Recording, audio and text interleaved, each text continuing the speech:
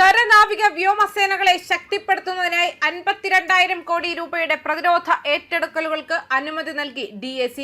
Indian സായുധ സേനയുടെ യുദ്ധസന്നദ്ധതയും പ്രവർത്തനശേഷിയും ശക്തിപ്പെടുത്തുന്നതിനായി ഏകദേശം 52,000 കോടി രൂപയുടെ മൂലധന ഏറ്റെടുക്കൽ നിർദ്ദേശങ്ങൾക്ക് പ്രതിരോധ മന്ത്രി രാജ്നാഥ് സിംഗിന്റെ അധ്യക്ഷതയിൽ ചേർന്ന പ്രതിരോധ ഏറ്റെടുക്കൽ കൗൺസിൽ അംഗീകാരം നൽകി.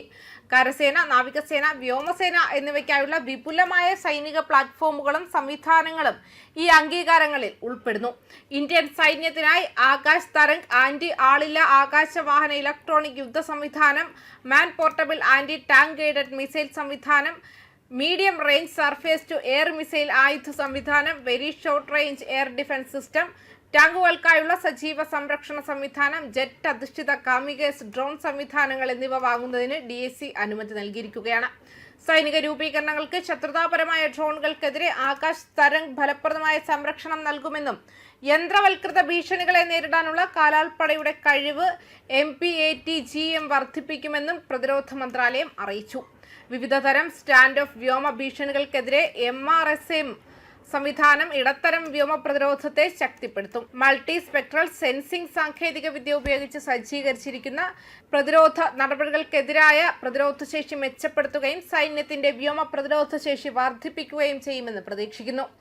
ആക്റ്റീവ് പ്രൊട്ടക്ഷൻ സിസ്റ്റം ടാങ്കുകളുടെ പ്രതിരോധ സംവിധാനങ്ങൾ ശക്തിപ്പെടുത്തുന്നതിലൂടെ അവയുടെ അതിജീവനക്ഷമത മെച്ചപ്പെടും. അതേസമയം ജെറ്റ് അധിഷ്ഠിത കാമികസ് ഡ്രോണുകൾ കൂടുതൽ മാരകത, അതിജീവനക്ഷമത, ചിലവ്, ഫലപ്രാപ്തി എന്നിവയുടെ മെച്ചപ്പെട്ട ഇലക്ട്രോണിക് യുദ്ധശേഷി വാഗ്ദാനം ചെയ്യും.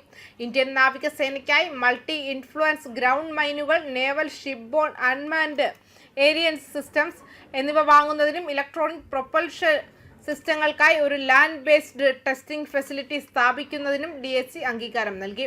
മന്ത്രാലയത്തിന്റെ അഭിപ്രായത്തിൽ MIGM ഒരു ശത്രുവിന്റെ കടലിലെ സ്വതന്ത്രമായ തന്ത്രങ്ങൾ നിയന്ത്രിക്കും. അതേസമയം നൂതന സെൻസറുകൾ കൊണ്ട് സജ്ജീകരിച്ചിരിക്കുന്ന NSUAS നാവികസേനയുടെ സാഹചര്യ അവബോധം ഗണ്യമായി വർദ്ധിപ്പിക്കും. ഭാവിയിലെ നാവിക പ്ലാറ്റ്ഫോമുകൾക്കായുള്ള മോട്ടോറുകളുടെയും അനുബന്ധ പ്രൊപ്പൽഷൻ സിസ്റ്റങ്ങളുടെയും വിലയിരുത്തലിന് നിർദ്ദിഷ്ട പരീക്ഷണ സൗകര്യം സഹായകമാകും.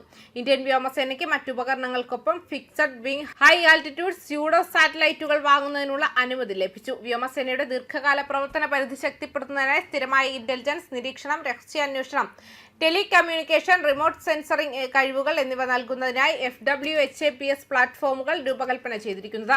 നൂതന തദ്ദേശീയവും അടുത്ത തലമുറ പ്രതിരോധ സാങ്കേതിക വിദ്യകളും ഉൾപ്പെടുത്തി സായുധ സേനയുടെ യുദ്ധ തയ്യാറെടുപ്പ് വർദ്ധിപ്പിക്കുക എന്നതാണ് ഏറ്റെടുക്കലുടെ ലക്ഷ്യമെന്ന് പ്രതിരോധ മന്ത്രാലയം അറിയിച്ചിട്ടുണ്ട്. ന്യൂസ് ഡെസ്ക് കർമ്മ ന്യൂസ്.